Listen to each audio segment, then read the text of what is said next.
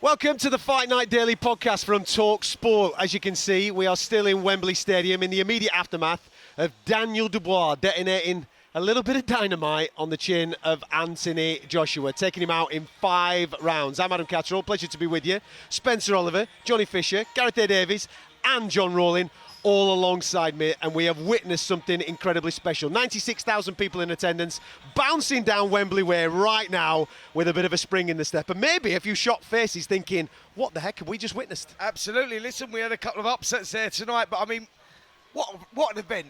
The production was absolutely insane, first of all, and then we go to that heavyweight title fight, Anthony Joshua. Look, that was always a possibility with someone like Daniel Dubois. We said that Dubois will bring the chaos, and when he brings the chaos, that will create opportunity. That come at the end of the first round, that big right hand. And guys, I mean, I don't know what you think, but Joshua never recovered after that. I thought Dubois started very quickly. That overhand right in the first round set the tone for the fight. I thought Joshua was very slow starting. Thought he never found his feet tonight. He looked a ghost of himself until that punch in the 5th round that almost clawed victory from the jaws of defeat. If we're 5 musketeers, that was 2 warriors looking to kill each other in the Coliseum down there tonight. What was the atmosphere like ringside? We were obviously up on the gantry here doing the broadcast, but you were in the thick of it. You can't breathe. You know what it's like when you're 15 feet away from it, and you just cannot believe these men are doing this thing. The punches that miss frighten you, let alone the ones that land. The noise down there was unbelievable. As you said, 96,000 people created an extraordinary atmosphere. The stars and the stripes were out down there. They all enjoyed it. Daniel Dubois, for me, takes over the heavyweight division now. They delivered, though, didn't they? I mean, look, when we're talking about you, when you're looking at heavyweight title fights, Anthony Joshua showed a lot of balls there. He climbed off the floor, was it 3 times, 4 times, fitness. whatever else. Yeah, not just fitness, but powers of recovery. Yeah. Like to keep getting up until more or less pinned down on the floor there. I mean, credit where credit's due. It was a tremendous fight. As you say, 2 explosive heavyweights. They put it all on the line. I thought it was heart, really, that Anthony Joshua showed tonight. Okay, he's fit, he's a professional athlete, he should be fit, but to keep on getting up and to almost somehow, Johnny, turn that around in the 5th round, because, you know, he had Joshua going slightly. He'd landed a terrific shot himself and then was caught with that peach of a right hand when he went in there and tried to somehow turn it around. Well, we're so used to seeing Joshua, when he gets someone in that situation, finishing the job and detonating. I thought that was another one of these moments, but I'm in shock, like you said, Adam. Like a lot of people probably are in shock, because the aura of Anthony Joshua, you just don't expect that to happen to him. I know it's happened before, but I should know better. I've sparred enough rounds with Daniel Dubois to know how dangerous that man is. His jabs feel like right hands. You can see him picking Joshua's head back. I also agree, when we started that first round, Joshua's chin was very high in the air, almost galloping around the ring, not controlling the centre. And that jab, when it smashes you in the face, that's what it does to you, an authoritative jab. When Joshua was in trouble tonight, though, I thought he showed great instincts of survival. Oh, yeah. He held on so well. The second or third round when he came out, he actually fell over without being touched. His legs had gone so badly. The fundamental mistakes that he was making for a guy of that experience, with a guy of that background, like going back in straight lines, as Johnny says, like with his head up in the air, and even though he's been clipped with that right hand, he just kept his left hand down here the whole time. You go like a sitting duck, and I'm thinking, what is going on there? But that's the same pressure that Dubois caused against Usyk when he fought him. Yeah, but there was no adaptability. He didn't from allow Joshua's side. him to get away from him. He'd been scrambled, though, hadn't he? Yeah, He'd been hit by those huge right hands straight away in the first round. And I feel he never really regrouped after that. And is it right to ask the question, is Joshua, went in, like his last diet of opponents, right? We've had Ngannou, we've had Otto Wallin, we've had Robert Helenius and Franklin. These aren't severe punchers. Daniel Dubois is a severe puncher, and that does something different to the mindset. Ngannou's a severe puncher, but he's not a boxer. No, that's what I mean. He's a different level, totally. You can see that punch, can't you? And he's sliding in the first round. He's sliding across the rope sideways. His hands are down, and it just comes over like that. That was my point, though. That's before the shot had landed. What I'm saying is, that was a few we seconds saw that. to go We in the saw first that round, up wasn't here, it? mate. Yeah. How did Anthony Joshua not see that? It was like he was just sitting there waiting for the shot, and I'm just looking at it going, what is going on there? Do you know what I mean? Like you set your own trap. That's a big problem. We'll pick the bones out of Joshua in a minute, but we've got to celebrate Daniel Dubois. And it just goes to prove how important experience is in this game and what goes on between the ears, Johnny, because he's a new guy now. He is. He's completely. Think back to when he fought Joe Joyce. It's like a different person completely. And what he's done is he's had them experience fighting Usyk, fighting Joe Joyce, and they've built him. He hasn't let him destroy him. It's made him a better, a more complete fighter. It's his armour now. That's what it is. He's only 27.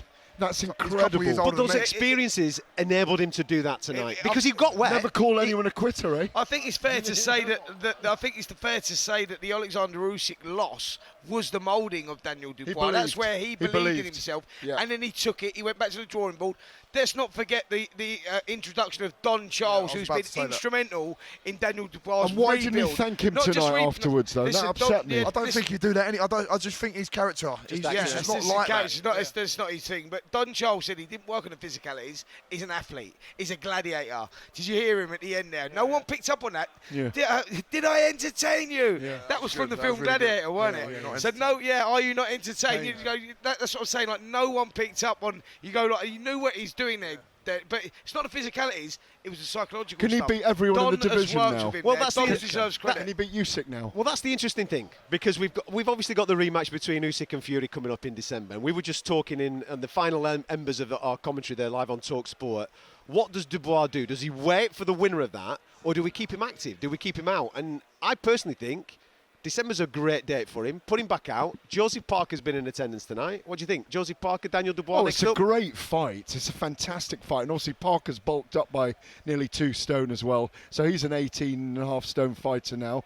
Or 19 stone as he is. It's a great fight, but I think Daniel Dubois deserves to fight for the undisputed title. But absolutely. But he wants to fight in between that. And Josie Parker said 21st of December. That's a great fight. He's going there. That's what he wants. He's looking for an opponent. He wants a dance partner. Daniel Dubois is ready. The old man Stan, he's going to want to throw him in there as well. What does Dubois do against Fury? That's a tricky fight, what does Dubois? It really is. And what about Dubois against Fury if Fury beats Usyk? Well, let's see them get through December first and foremost. But it's such an interesting conversation now with what Daniel Dubois has done. What we do absolutely know is that Anthony Joshua has been comprehensively beaten off what we would class as the next generation of heavyweight tonight. Where does he go from here? Well, this is the million-dollar question, isn't it? For Anthony Joshua now, the rebuild is... There is no rebuild. You can't have your Jermaine Franklins, your Otto Wallins, your Ngannou's. Them fights are gone. Does he fight Wilder? No, them days are gone. No, forget that with Wilder. Them days are gone. People don't want to see that. Wilder's a shell of his former self. That fight is gone now. Guess what? That ship sailed with Tyson Fury as well. He has to go straight back into the immediate rematch. No rebuilding fights. Because he can't do that. People want to see the rematch. Back into that. I think I do. That's the only way that he rebuilds, though, Johnny. I think that's the only option. That's the only option. I do. To right the wrongs. If Joshua's shown he can hurt him. Yeah, he has. So there's something there to live off. Where do you think that is, John? Where do you think? Do you believe that that's the only option for Anthony Joshua? Or do you believe that he could go somewhere else? I fear that the Fury fighters, that particular prospect, which should have happened years ago, I think that one has sailed, and I think by hanging on, they've blown it. And I don't think that one now will ever happen. I think it's a big if whether or not Fury beats Usyk. AJ, should he fight again? That's also a viable question after what. Well, he certainly doesn't need to, but in his mind, maybe he has to because he's a fighting man, isn't he? He won't want to go out on that performance. Do you think if Fury loses to Usyk in December, that fight's still possible between Fury and Joshua? It's the manner. I mean, that for me, that's a He's been put down 3 times there and taken out. And he was patiently beaten up by Dubois, wasn't he? Dubois was fantastic. Patiently beaten up. He was very good. To be fair, it was a brutal knockout, that as well. A brutal knockout. Like clothes crumpling into a suitcase. If Usyk knocks out Tyson, and there are plenty of people who say that could happen, if he knocks out Tyson, then I think that the big fight for Tyson and AJ, I think it's gone. Yeah, I agree. I think it could happen, but it doesn't sell. It's got no pizzazz to it. Well, Tyson might win, of course. Yeah. But that's a big if, isn't it? On the basis of what we saw first time around. Do you know what? No, do you know what? No, the heavyweight landscape changing all the time. That's the beauty of the heavyweights. It's the pinnacle of sport, not just boxing. The pinnacle of sport. We could be doing it with him in a couple of years' time. That's down to Riyadh season, putting the big fights on, and aren't we lucky seeing them? I mean, look at this. Just look at it. It's fantastic. We've been here in 96,000 Amazing. watching a fight as dramatic as that. And an Oasis concert. Brilliant. Exactly. That's one of the most I'm still here, that. they've all gone home. I've got to tell you, he was more impressed with Oasis. No, Don't worry not at all. about I was listen. The star of the show, without any shadow of a doubt, is Daniel Dubois. Sensational. Yeah. Oh, yeah. Undercard. Yeah. We praised it for its matchmaking. We praised it for its names. Who stood out for you?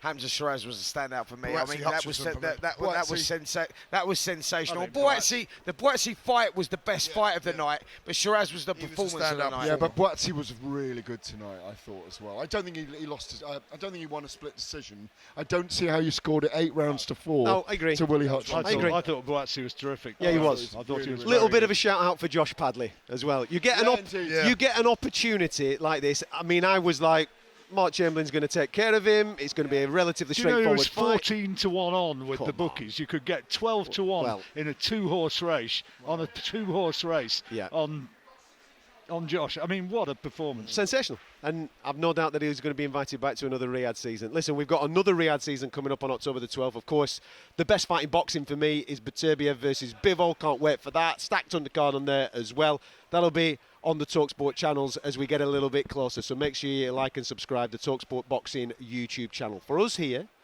at the home of football, Wembley Stadium, we have been given a treat. Daniel Dubois has detonated some serious dynamite and given us all something to talk about. Make sure you tune in to the Breakfast Show on Monday and, of course, to White and Jordan for all the fallout. We'll catch you next time. On AM, on DAB, via the talkSPORT app and on your smart speaker. talkSPORT.